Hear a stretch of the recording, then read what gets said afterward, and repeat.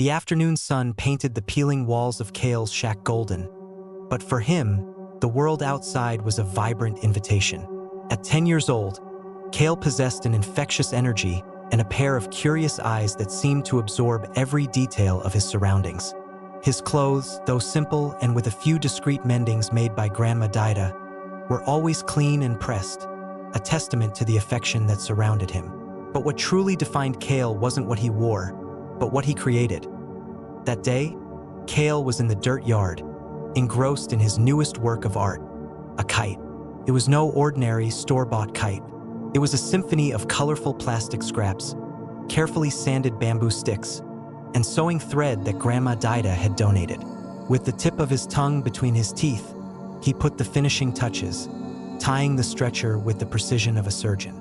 For Kael, each kite was a piece of his soul, a promise of freedom soaring into the heavens. It was then that Leo appeared, jumping over the small wall that separated Kael's yard from the street. Leo was different. He wore designer clothes, expensive sneakers, and had the air of someone unfamiliar with the word lack. But despite their differences, Leo and Kael shared a secret, a passion that transcended social barriers. Kites. Kael, have you finished the new one? Leo asked, his eyes shining at the sight of the multicolored kite. He approached, admiring the complexity of the design. This one will fly higher than all the others. Kael smiled, a wide smile that lit up his face. Almost there, just missing the tail. Want to help? Together, the two boys attached the tail made from plastic bag ribbons. Leo, even though he had purchased kites, always marveled at Kael's creativity. He saw in his friend a talent that went beyond money, an ability to transform the ordinary into the extraordinary. They ran to the open field on the outskirts of the neighborhood, a patch of land where the wind blew freely. Kael held the kite, feeling the breeze on his face. Leo, string in hand, waited for the signal. Now, Kael shouted, releasing the kite. It rose, dancing in the air, a vibrant against the blue sky. The two laughed, running side by side. The strings stretched taut between them, uniting them in a moment of pure joy and friendship. In that moment, there were no different clothes, no different houses, just two boys and a kite soaring high, promising that the sky was the limit for imagination and friendship. A few days later, Leo showed up in Kael's backyard with exciting news. Kael, there's going to be a kite festival at my club. It's the biggest in town, with prizes and everything. My parents said you can come with me. Kael's eyes lit up. A kite festival. It was every kite flyer's dream. He imagined his colorful kite dancing among so many others, maybe even winning a prize.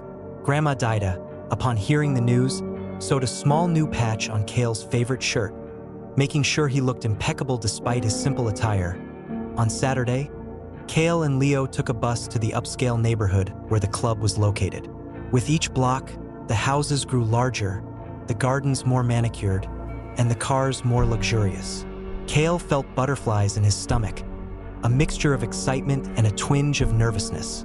When they arrived at the club, the grandeur of the place overwhelmed him. Sparkling pools, tennis courts, and a green lawn that looked like a carpet. But Kael's excitement began to wane as they passed through the gate. The stairs, they weren't looks of curiosity, but of assessment, of judgment. Parents and children from the club, dressed in designer clothes and carrying fancy kites, looked Kael up and down. His worn sneakers and patched shirt seemed to scream his difference. Kael felt a heat rise to his face, and an unease he'd never experienced before. Leo, who'd seemed so excited before, began walking a little ahead, slowing his pace so as not to appear as if they were all together.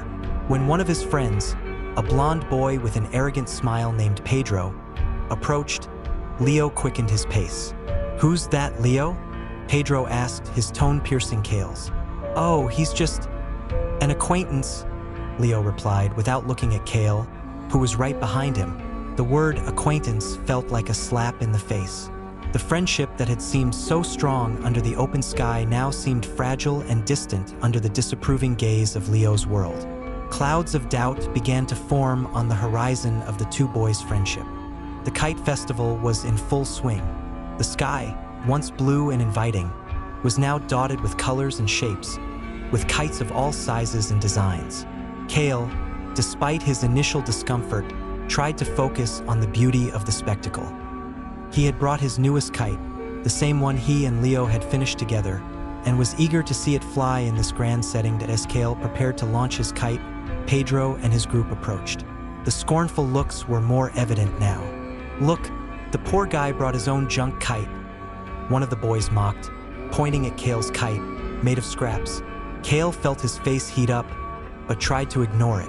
He knew the value of his creation, the effort and passion he had put into it. With a burst of courage, Kael launched his kite. It rose gracefully, spinning and dancing in the wind, a vibrant contrast to the more conventional kites around it. For a brief moment, Kael forgot the looks and the words, feeling the pure joy of watching his art take to the skies. Kael's kite was unique, and its dance in the air attracted the attention of a few curious onlookers, who stopped to admire it. It was then that Pedro, with a mischievous smile, picked up a kite string coated with cerol, a sharp material prohibited in competitions. Kael saw what he was about to do, but it was too late. With a quick, precise movement, Pedro maneuvered his kite to cross the path of Kael's. A sharp snap echoed through the air, and Kael's string snapped. His kite, the symphony of scraps, lost control, spinning disoriented before plummeting in freefall. Tearing into pieces as it hit the ground, Kael's heart sank. It wasn't just a kite. It was a piece of his hope, of his creativity, shattering. Tears welled in his eyes, but he refused to let them fall. He looked at Leo, who stood a few feet away, witnessing everything. Leo saw Kael's humiliation, the pain in his eyes, but remained silent, his eyes fixed on the ground, without moving a muscle to defend him. The friendship Kael had cherished so much dissolved there, along with his kite, under Leo's indifferent gaze. Kael, his chest tight and his soul wounded, turned his back on the festival and what remained of their friendship, walking home alone, under the shadow of the first storm of his young life. Kael arrived home with his heart in pieces, just like his kite. The tears he had held back at the club now rolled freely down his face, mixing with the dust of the street. He didn't want to speak, didn't want to eat, just huddled in a corner of the small room, feeling the weight of humiliation and betrayal. The image of Leo, standing still and inert as his kite was destroyed, burned in his mind. It was Grandma Dida who found him. With her quiet wisdom, she sat beside him, without saying a word, just holding him tenderly. The scent of lemongrass and wet earth that emanated from her was a balm to Kael's wounded soul. After a long time, when the sobs subsided, she began to speak, her voice soft as a lullaby. "My son, the wind carries away what has no strong roots. But what has roots? They bend, but they don't break," she said, stroking her grandson's curly hair. "That kite that's gone was beautiful, yes, but its beauty wasn't just on the paper and stick. It was in your hands, in your head, in your heart. And that, my love, no one can break." Grandma Dida told stories from her own life, of how she and her ancestors had faced much stronger winds, storms of prejudice, and hardships that seemed insurmountable. She spoke of the strength that resides in each of us, the ability to transform pain into art, humiliation into dignity. They can laugh at your clothes, Kael.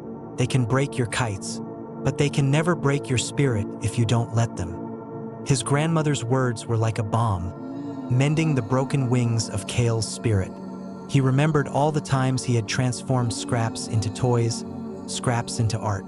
Pedro's kite had been made to be cut, to be destroyed, but his was made to fly, and he would make a new one, even stronger, more colorful, higher, a kite that would be a symbol of his resilience. With a renewed sparkle in his eyes, Kael stood up. "Grandma, I'm going to make the most beautiful kite the sky has ever seen," he declared, his voice still cracking but firm. Grandma Dida smiled, a smile that lit up the small room. She knew Kael wasn't just talking about a kite. He was talking about himself. He was mending his wings, preparing for an even higher flight. Inspired by Grandma Dida's words, Kael dove headfirst into his new project. Sadness and anger gave way to fierce determination. He wouldn't just build a kite, he would build the phoenix, a symbol of his own resurrection. With every piece of recycled material he found, Kael saw an opportunity, a new chance to transform the discarded into something magnificent. His small bedroom became a studio. Discarded wrapping paper, colorful plastic bags, bamboo sticks found on the riverbank, homemade glue made from flour and water. All were raw materials for the phoenix. Kael spent hours drawing, cutting, gluing, and tying. His hands, once merely skilled, now seemed guided by a greater force, transforming every detail into a functional work of art.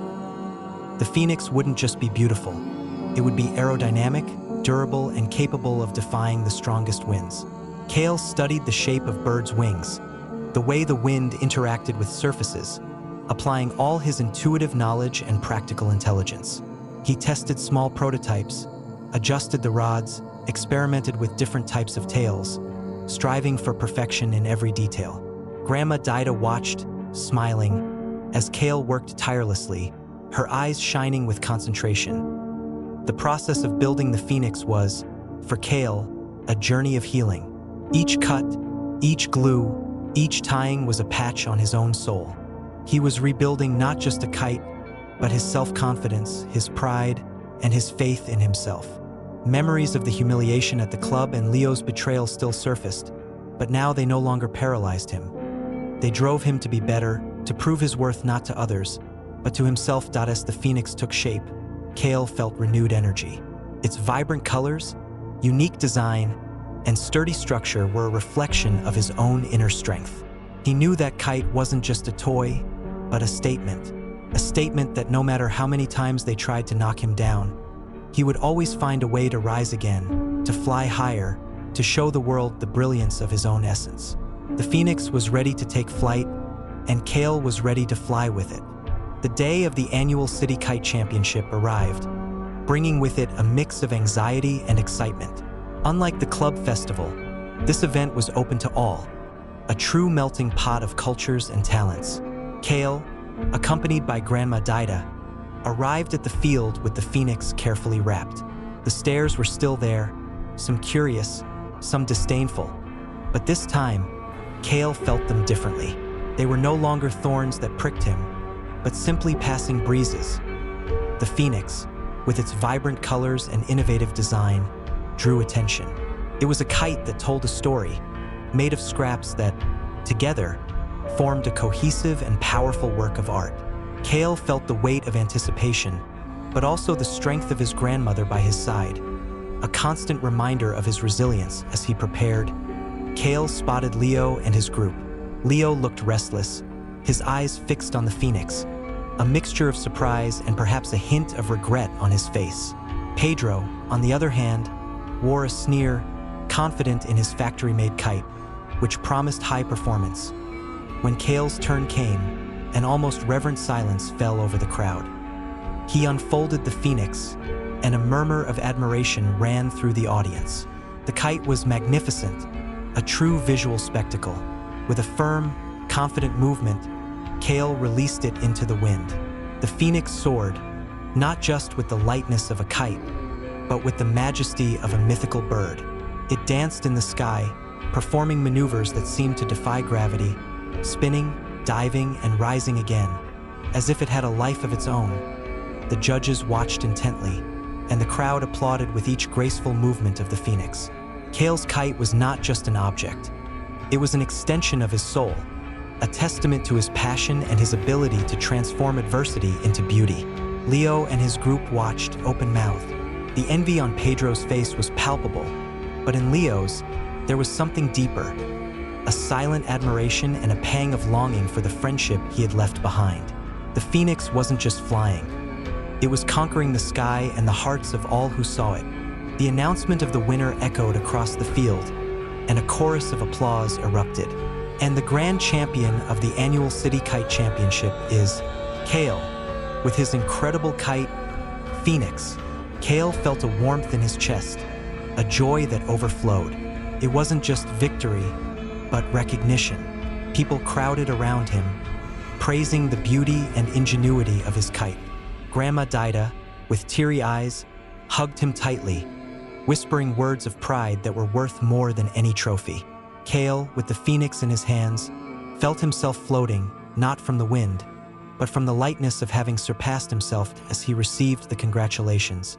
Kael saw Leo approaching hesitantly.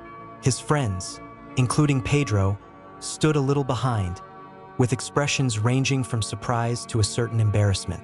Leo stopped in front of Kael, his eyes lowered.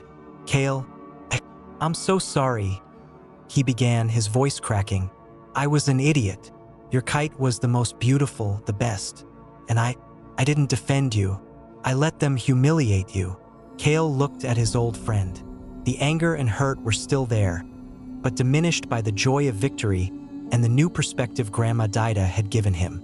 He knew Leo had been weak, but he also saw the genuine regret in his eyes. "It's okay, Leo," Kael replied, with a serenity that surprised even himself. "We make mistakes. The important thing is to learn." Leo looked up, relief evident on his face. You forgive me?" Kael smiled. "Friendship is like a kite, Leo. It needs wind to fly, but also a strong line to keep it from getting lost. Our line broke, but maybe we can try to mend it." Leo nodded, a small smile appearing. That moment didn't mean their friendship would return to its former state, but it opened the door to a new beginning, based on respect and mutual understanding. Kael had learned that forgiveness was a form of freedom, and that his happiness didn't depend on Leo's or anyone else's approval. In the days that followed, Kael became a minor celebrity in his neighborhood. Children and adults alike came to see him, asking to admire the phoenix and hear his story.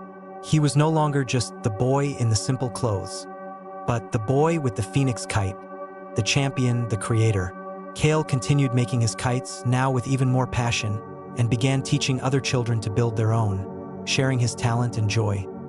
Kael was finally a respected and happy child, not because he fit into a mold, but because he was proud of who he was.